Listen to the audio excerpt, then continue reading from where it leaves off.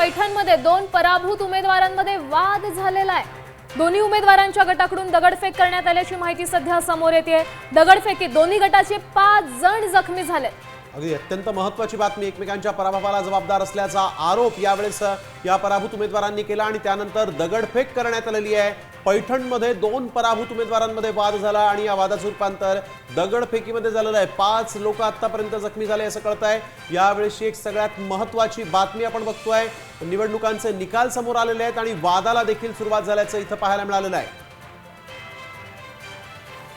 अपयशाला जबाबदार कोण असं म्हणत या दोघांनी देखील एकमेकांवर आरोप केले आणि त्यानंतर वाद झाला। वादाचं रूपांतर आपण बघतोय इकडे दगडफेकीमध्ये झालेलं आहे आणि दोन्ही गटाचे 5 जण जखमी झालेले आहेत। एकमेकांच्या पराभवाला जबाबदार असल्याचा आरोप यावेळेस त्यांनी केला आणि थेट दगडफेकीला सुरुवात केली आहे।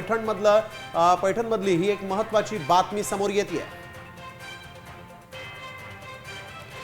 माधव सावरगावे आमचे प्रतिनिधी आपल्या सोबत यावेळेस फोन लाईन वरून जोडले गेलेले आहेत। माधव, काय नेमकी माहिती आहे आणि किती लोक एकंदरीतच जखमी आहेत? पोलिसांनी काय कारवाई केली? पैठण शहरातल्या नेहरू चौकामधली ही घटना आहे। दोन पराभूत उमेदवार सुरुवातीला एकमेकांबरोबर भिडले आणि त्यानंतर त्यांचे दोन्ही गट एकमेकांवर दगडफेक करू लागले असं एक चित्र तिथे दिसलं आहे आणि त्यानंतर 5 जण जखमी झाले। एका बाजूचे 2 आणि दुसऱ्या बाजूचे 3 असे 5 जण जखमी झाल्यानंतर त्यांना तातडीनं तिथल्या जवळच्या रुग्णालयात दाखल करण्यात आले।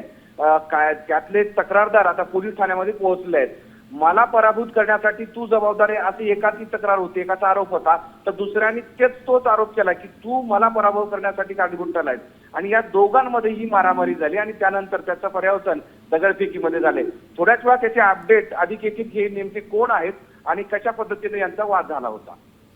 बिलकुल, धन्यवाद माधव आपण दिलेल्या सविस्तर माहितीसाठी। तर आपण बघतोय पैठणमध्ये कशा पद्धतीनं या ठिकाणी दोन पराभूत उमेदवारांमध्ये वाद झाला आणि या वादाचं रूपांतर जे आहे ते दगडफेकीमध्ये झालेलं आहे।